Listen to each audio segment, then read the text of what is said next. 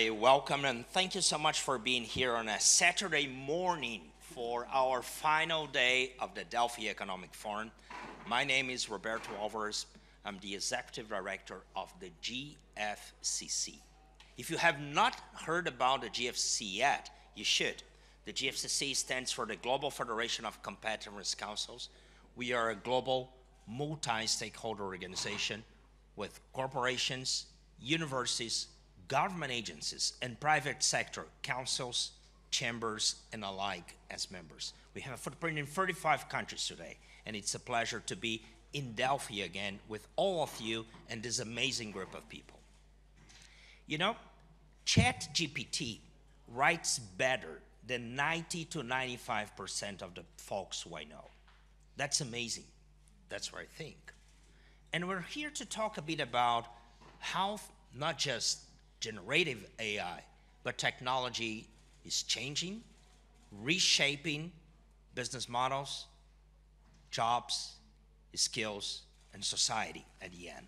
And I have an amazing group of people here with me today, starting with my friend and colleague, Chad Evans. Chad is the Executive Vice President of the Council on Competitiveness in the United States, where he has been leading the National Innovation Commission that the Council has put together yesterday.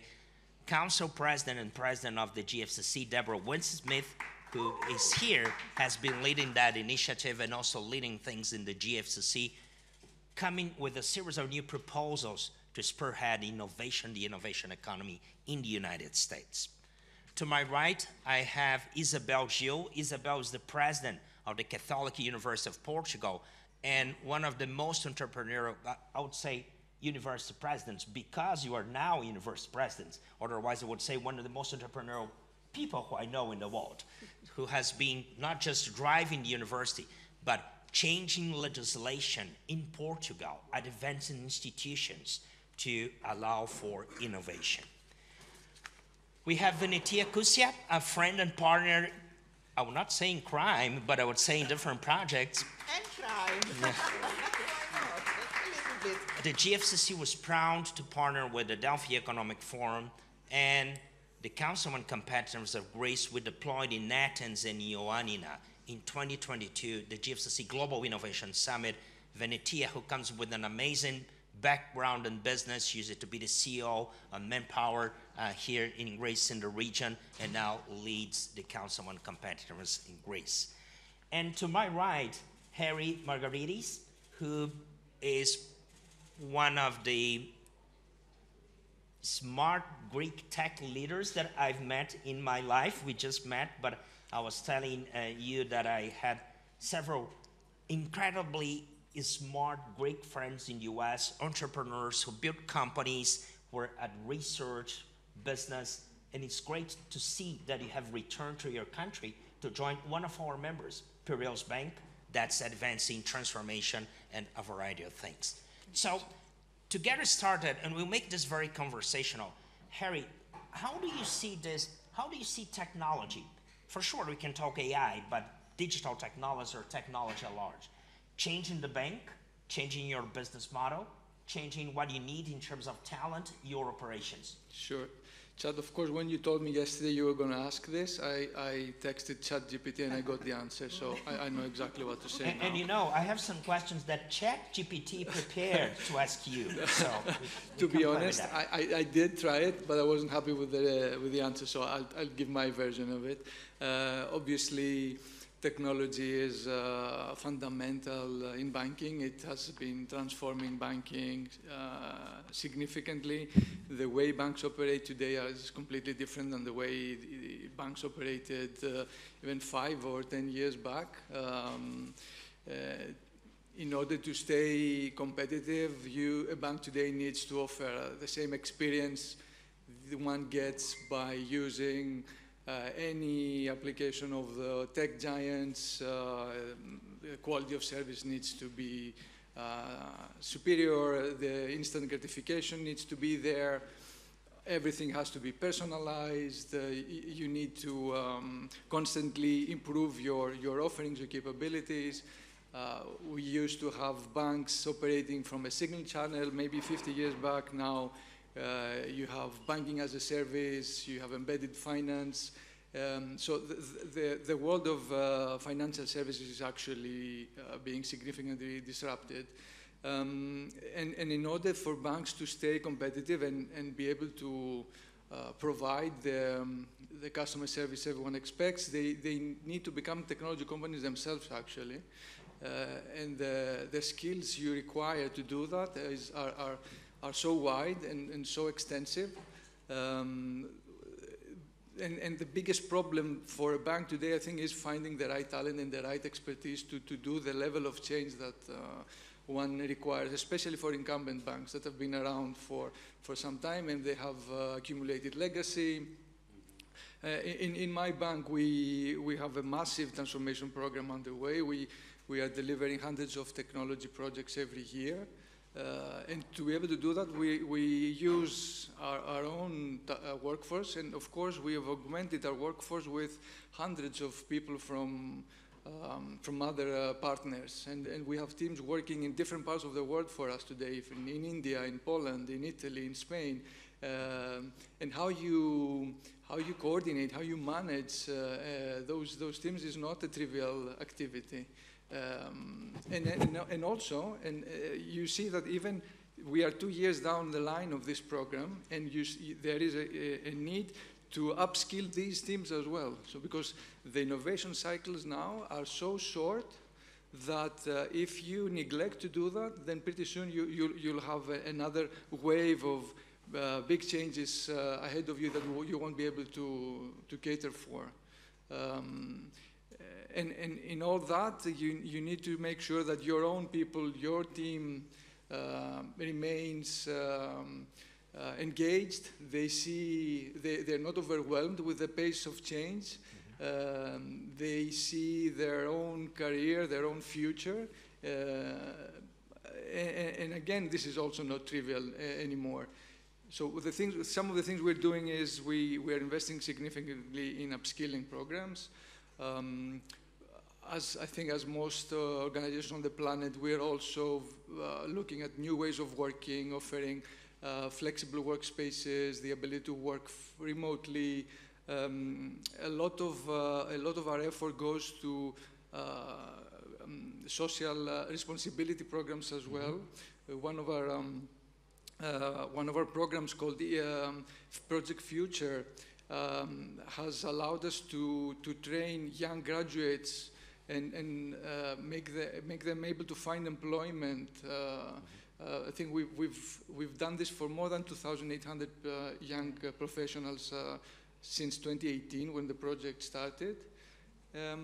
So these are all the things I think you need to do, apart from, of course, the hard technology aspects of having a right architecture and so on and so forth. Two quick follow-up questions here, if you could reply to this very quickly. You said talent. Is the main challenge related to soft skills or hard tech skills? And the other thing, you said upskilling. Do you do that internally or do you have partners outside? How do you solve address that? I think that's a great question, actually. And I've been thinking about it a lot. And I think everyone is focused on hard skills, I feel. But I think this is changing now, because the importance of soft skills is becoming even more prevalent. The ability to adapt, the ability to self-manage, the ability to problem solve is not something you can easily teach or you do a 4 days boot camp and then everyone can problem solve. And this is, as we see this new wave of technologies, these generative technologies become mainstream, people that have the soft skills will actually be better positioned than the people that have a very niche hard skill at the moment. And then for the training, we do this with both internal and external partners, of course, because the range of topics is extremely wide. Okay, I'll leave a question for you, not just for you, for everybody, because I wanted each one of you to come up with an actionable recommendation that people in attendance here could take home and do something, right? But we'll be back to that. Before I transition to Isabel, you represent to me in this conversation Harry, like the demand side of talent. Isabel is in the supply side, leading a university that is on the rise. But there are two quick comments before I transition to you. One, you are in banking. JP Morgan there was a research note just a few days ago saying that generative AI, or the buzz around that, it's responsible for 53% of the growth in the stock market recently. That's a lot, right? So the whole bundle of companies that are in that space represent 53% of S&P 500. That's 1.4 trillion US dollars, just around this because of the expectations about that. And the other thing, you said one thing, the shortening of life cycles, right? And if you want to check this out, in the GFCC we published a report on future skills. We mapped not just the skills themselves, but solutions around the globe. But when we did that, and that was in 2021, there were things that were not around, like generative AI. So Isabel, you are an innovator, you are driving change. How is your university and how are you working to address the things that Harry has mentioned, for instance? Well, first of all, let me thank you for having invited me to come to the forum. It's a pleasure to be here and to have this discussion. And I want to say that listening to Harry, one of the things that universities need to do, of course, is to be partners of the transformation that the entrepreneurial sector, the banking sector, industry is overcoming. We're not doing something that is apart from, universities are not silos, but they are partners. And the entrepreneurial sector is our stakeholder as well. For instance, you were talking about JP Morgan. Well, JP Morgan, that transformation, they hired the top roboticist at Carnegie Mellon to lead the AI division of JP Morgan. And so, I mean, it shows that the science that is produced at universities is absolutely crucial also for the development and the growth in our economies. Now, how are we adapting our supply and the way we train our talent to the needs of companies? You were asking earlier about technology. Technology has brought on an institutional disruption. It has brought on a disruption in our users. So the students that come in, they come with skills and they're technologically savvy in a way. So they expect us to provide a value added that is not simply instrumental. And it has changed also, or it's forcing a change upon the way we teach, so the methodologies and the pedagogy. As far as the institutional transformation is concerned, it has just, as Harry was explaining about the bank, and especially for multi-campus universities like my own, it has brought on much more efficiency. It has brought on collaboration, stronger collaboration amongst the diverse campi, and it has forced or inspired us, I don't want to use the term forced, inspired an organizational renewal. And that's probably the hardest, I mean, I've had several hardest tasks in my life as president. This is probably the most difficult one. It's called Project Athena, honoring the Greek goddess of wisdom. And basically what we're doing is transforming the way our several functional strands operate. Nationally, bringing people to work together from the diverse campi. Many of them didn't know each other, wouldn't talk to each other. And it's a cultural transformation. That is extremely difficult in a university that has a strong reputation, strong legacy. And adding on to that, the regional differences. In my country, Portugal is a small country with very strong regional differences. And bringing those differences to bear in a unified work environment is certainly a challenge. And bringing on, of course, new additions, new divisions. A transformation office, a happiness office, bringing all this into the university. And it's not common. You know, because universities are usually organized in very traditional ways. HR, finance, and that's it. So it's a complete overhaul, and it's the most difficult, I would say, the most difficult task at hand. It has forced also upon our faculty members a way of rethinking the way they teach. And problem-based learning is absolutely essential to bring into the professional world when the graduates leave the university, the ability to resolve problems, to continue to adapt to changing working environments and changing needs, to be flexible, to be able to integrate organizational change. And the integration of transformation and change is absolutely crucial, especially in our uncertain world. One of the first areas where we made this methodological revolution was medicine. It's, of course, a new venture, transforming from the traditional way of the lecture hall in teaching medicine to stackable units organized around problems. This is a model that was initiated in Canada years ago. It is creating a revolution in the way that medicine is taught because it's based on the assumption that doctors are not fully trained when they finish their 6 years of college. They will continue to need to adapt, to evolve, to learn. And for that, we need a methodology that allows them to continue on this path. And this is enlarging to other areas because this will allow them to work collaboratively and continue to adapt, and this is precisely, I think, that what companies need. Having said that, I want to say that there was a big buzz when COVID hit that the traditional university, the in-presence learning university, was doomed because we're all going to move into the cloud. Professors were going to be substituted by servers. We would have there would be a way of allowing students to self-learn through the computer. That is a hype. I mean, in-person learning it will continue to stay. Technology is an add-on that will boost the way graduates are educated. And mind you, our function is not simply to provide useful skills for life. That is essential, but it's also to provide wisdom and to create better citizens. That's good. Isabel, just for people to understand, how many campi or how many campuses do you have? We have 4 campi in Portugal and 1 in China. That's in amazing. Macau.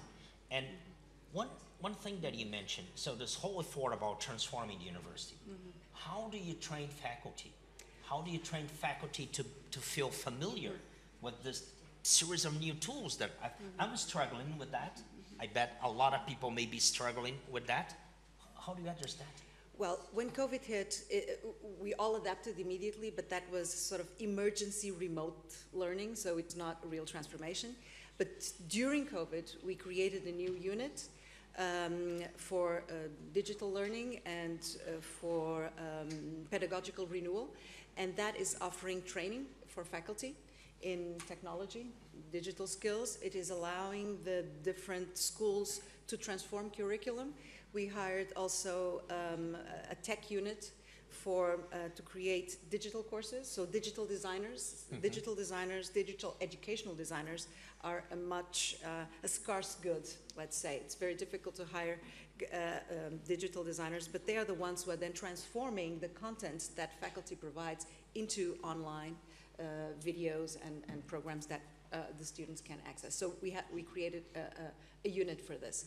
And I also want to say that we believe that entering into the university, students need to have skills or basic skills in coding and programming, which my generation doesn't have and that we should be trained in. We don't want them to be illiterate in that.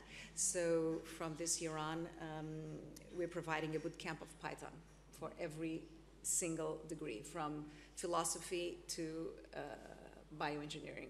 Everyone will do the boot camp Python. Yep. So we did a lot of things with the universities in the GFCC. So we researched a few years ago the toolkits that universities have around the globe to advance innovation. We mapped 52 types of tools.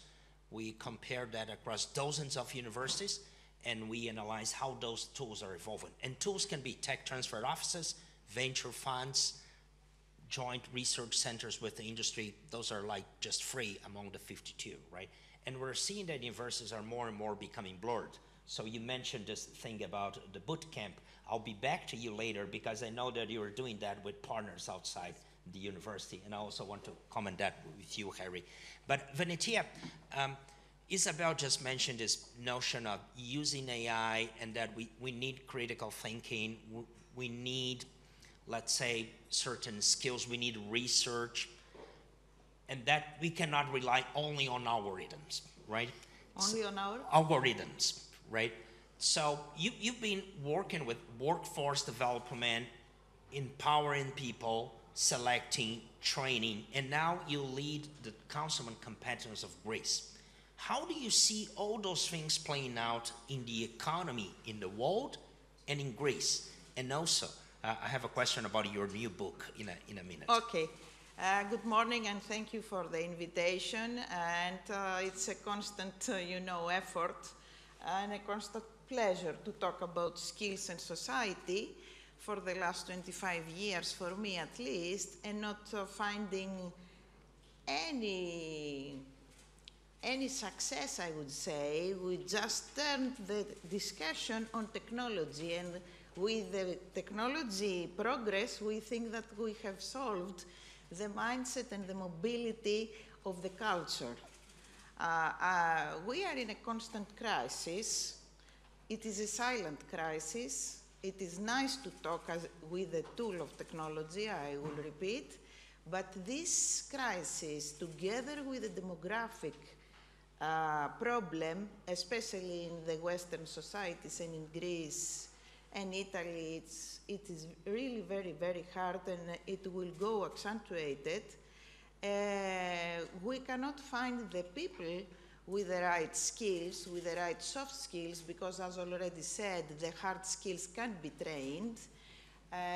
Those with similar studies, let's say, and they can be trained in small courses, in short courses. The mentality to change and to look after change, both in employees and employers and the third party, has not done a great progress. Employers, they require something because they know that they have to change, but they point at universities that they should provide the right candidates. They point at the government that they should provide the right institution. What about them? And I'm not talking about big banks like Piraeus that they have done things. In Greece, we have two Greeces. The Greece of the big companies and the best workplaces to work, and the majority that they are small companies. They try to find their way. They think that money is the only resource that they need, instead of being, systematic and with the right people and with the right idea and the mentality of becoming an entrepreneur. Because the fact that I cannot find a job, although they are scarce, doesn't make me a correct entrepreneur. Not even if I have the right idea. Not even if I have the right business plan sometimes. I need to be the right staff for entrepreneur. And I need to believe that complementarities will build a team that we together going to create a competitive product or service. What we do, and one of the things that we try to do with competitiveness councils is to form the academia members and to try to break the silos, because all together academia, not only academia but education partners, because you cannot become only through university a competitive human resource. In Greece, we do have the problem of high school and vocational training. And according to European ranks, unfortunately, we still rank among the countries on the bottom. So we cannot empower our industries with the correct technical. And on top of that, I would say that in a way to become flexible and mobile in thinking encompasses all parts of the society. In policymakers, educators, citizens, the third parties, non-for-profit, etc., all of us. This doesn't mean that all of us should think separately. And this is one of the things that Compete tries to do, either by signing memorandum of understanding, so to sit around the table in small groups, to let the other members get to know each other. If you don't know the other, you start feeling afraid or dubious or whatever. After you know each other, trust starts being built. And understanding that by breaking the silos, you can create bridges. Because we also have the migration. And as we have talked yesterday, migration is an opportunity, not a threat. But migration, that it is well planned, to have the right mix of high skills, of technical skills, or whatever skills you need in a country in order to become competitive, and then have the tactics and the policies to integrate them and then to engage them, to stay and become part of the society. Venetia, do you agree with Harry when he says that maybe the bottleneck is most related to soft skills than hard skills? Definitely. Yep. Definitely the soft skills, because in my mind, apart from learning to be a good member of the team, or learning to be an analytical and then a problem solver, or learning to become flexible and not offended when something is against you, learning to seek for the change as a tool for promotion, this is part of the family, is part of the society. The way we bring up our children is part of the school, and it is not one day. And Alvin Toffler had said that the illiterate of the 21st century is not the one who cannot read or write or know algorithms, is the one who cannot unlearn and relearn. This is what we need to understand. This is the kind of soft skill. I have been listening to various courses, I'm sorry, but it is a skill that teaches you being a team player. It is not, you don't sit around the table, okay? It's an effort. It's an effort. Instead of 0, it's 1. Okay, it's an effort. We play a game, let's say, around the table, and I lose. I remember my mother, when I was younger, many years ago, she said, Venetia, you need to learn how to lose. If you lose, you cannot be like that. I mean, it was a constant lesson. And this, it was a life lesson. But to start with, we need to start by self-diagnosing so that we are self-confident in order to be able to understand and admit what are your flaws and what you are good at. In order to cooperate, you need to have a life that guides you that, and the most important person is you. The others will be the helpers. So I definitely agree with Harris. Okay. So, you know, I come from a distant country called Brazil, and I lived several years in US. And one of the biggest differences, for sure, there are lots of differences in terms of infrastructure, investment, blah, blah, blah. But a big difference is that in a place like Brazil, you don't train leadership. you don't train soft skills in a structural way. It's very, very hard to find that embedded in all systems in society. And I do agree with you guys. That makes a difference, really training soft skills in a structural way. Soft skills can be trained, don't make me wrong. When you are in a company, a good company, they are going to send you, if they think that you have a career plan to become a leader higher and higher, they will train you in soft skills in INSEAD or in other very prestigious schools, as Manpower was doing, to become better. But if you have a characteristic, let's say in a scale on 1 to 10, if this characteristic is 3, it will not by this kind of training become 9. Don't fool ourselves. If I have a characteristic which is 7, yes, I can make it to be 8. And definitely, as we have heard during November from the Gallup president, we need to focus only on the positive skills that we have to make them better. This was a huge lesson in the hall at that time, and it is a huge lesson for us. You brought something very important to the conversation, Venetia, that connects with things that Chad is leading. And that's the notion that you don't have one economy, you have different economies, right? Not all companies will be able to hire Harry.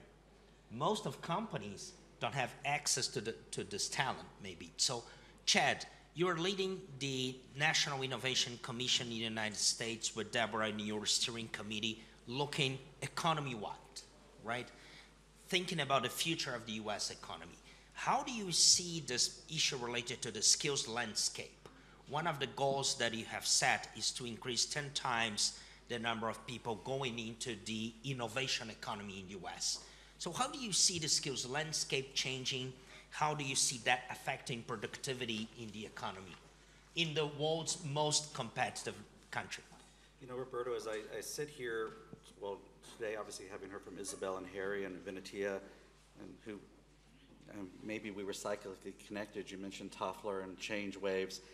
My opening point was really going to be about, as a society, yes, in the US, but everywhere, we really are sailing in uncharted waters with massive change waves coming, actually already arriving. And what do I mean by that?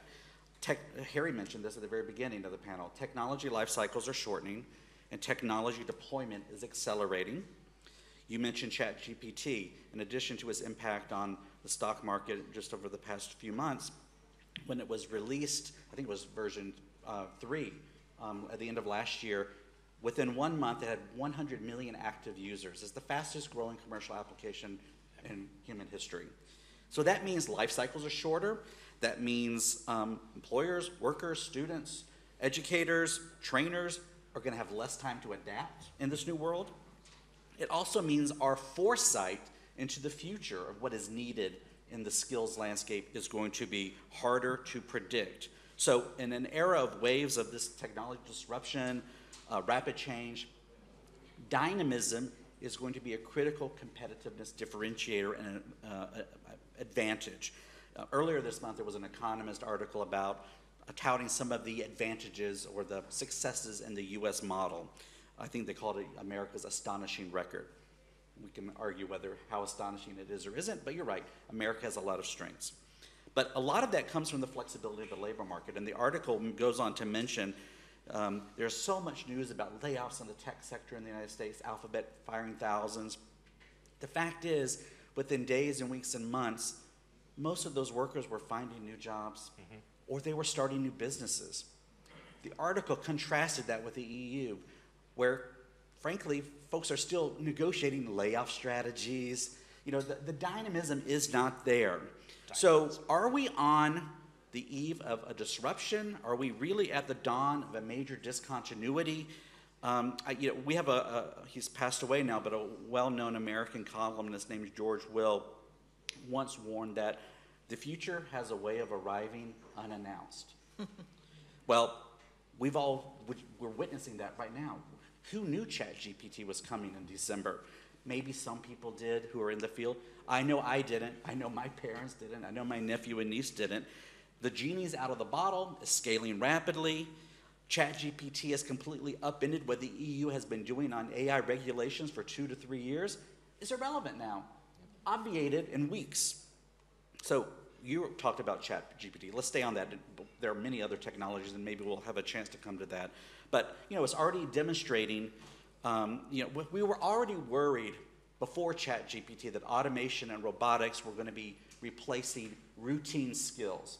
I think what ChatGPT and generative intelligence, large language models are showing us is that there is the potential for non-routine jobs and tasks to be replaced. ChatGPT is writing jokes, is writing consulting reports, is writing poetry, it's answering really tough questions, it's scoring the highest percentages on tests already. It creates its own computer codes. So the change is just unbelievably dramatic. There was a study released just last month that looked at what might be some of the implications of large language models. And it notes, just in the US case, you sort of prime me to talk a little bit about the US, but I think this is probably true in a more broader sense. 80% of the US workforce today could have at least 10% of their work affected by or impacted in some way by large language models. But around 20% of the current US workforce might have as much as 50% of their work impacted by large language models, ChatGPT, generative AI. And some of the occupations that might be most exposed, they're broad. Interpreters and translators, authors, consultants, financial quantitative analysts, accountants and auditors, legal secretaries, public relations specialists, nonprofit think tank leaders. So all of these AI models are just flourishing and exploring. So I want to talk, and I know our time is short, but what are some of the implications? And I mean this because are we going to find ourselves potentially on the cusp of the long heralded, never quite achieved next generation of productivity?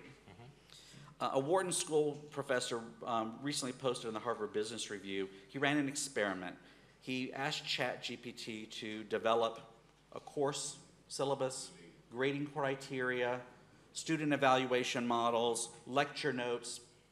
ChatGPT did that in seconds. Not months, not weeks, not days, not hours, seconds. And that's only going to accelerate. The scarier, or perhaps really interesting thing is, what if it's not just ChatGPT, but ChatGPT enveloped by or embedded in other software platforms? So then you begin to think the implications are truly vast. So how do we come to grip with that kind of change? And that's really what I wanted to bring to this panel. The writer no longer needs to write alone. Mm-hmm. The computer coder no longer needs to code alone. The data analyst doesn't have to research her data alone. This is a new kind of collaboration that did not exist 30 days ago. Mm-hmm. It's unbelievable.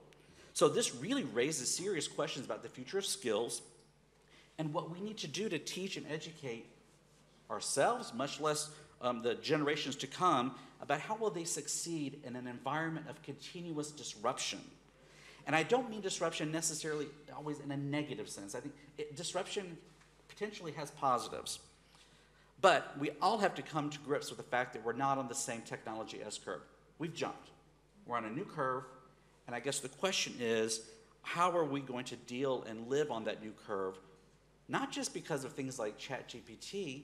We're already overwhelmed with the tsunami of data. We're already overwhelmed with changes in medicine, life sciences, the future of biomed. So we're seeing all sorts of potential ways that we might trigger really a transformation in humanity. Just as the printing press allowed the masses to learn what only the few had learned before, and just as that same printing press brought on the Enlightenment, the Reformation, the modern university system, our current world, what's the next world going to look like? And I don't think we know that yet. There's an economist in the United States named Ev Ehrlich. He used to be the Undersecretary of Commerce during the Clinton administration, and he raised a really important point. 20, 30 years ago, he predicted, not thinking about AI or ChatGPT, but just thinking about the future, that the future would go to those who possessed an education in the liberal arts. They would rise to the top in this new world. Why did he predict that? He thought that there would come a time when it would not be so much important to, know an answer. The important skill would be to ask the right question, and then upon receiving the answer, to know what to do with it.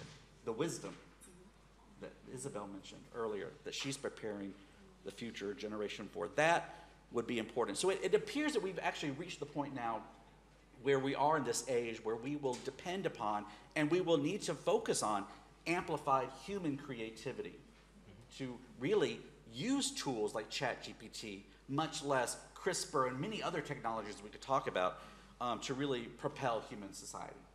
Thank you, Chad. There's one thing that you highlighted that's critical, because we always adapted as humanity to technology change, but there's something new now, speed. Yeah. We never faced the change in such a hurry, right?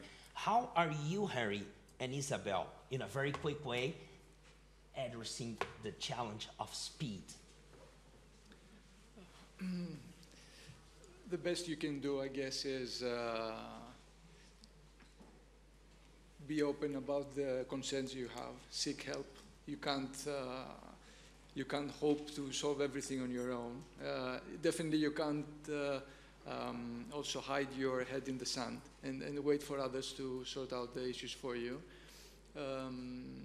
So, for us, we are working with the industry. We are working with the academia. We are preparing for the change in the nature of work, because the change inevitably is coming. I see it in my area already. I mean, developers, coders are already using it. And we are seeing amazing productivity benefits.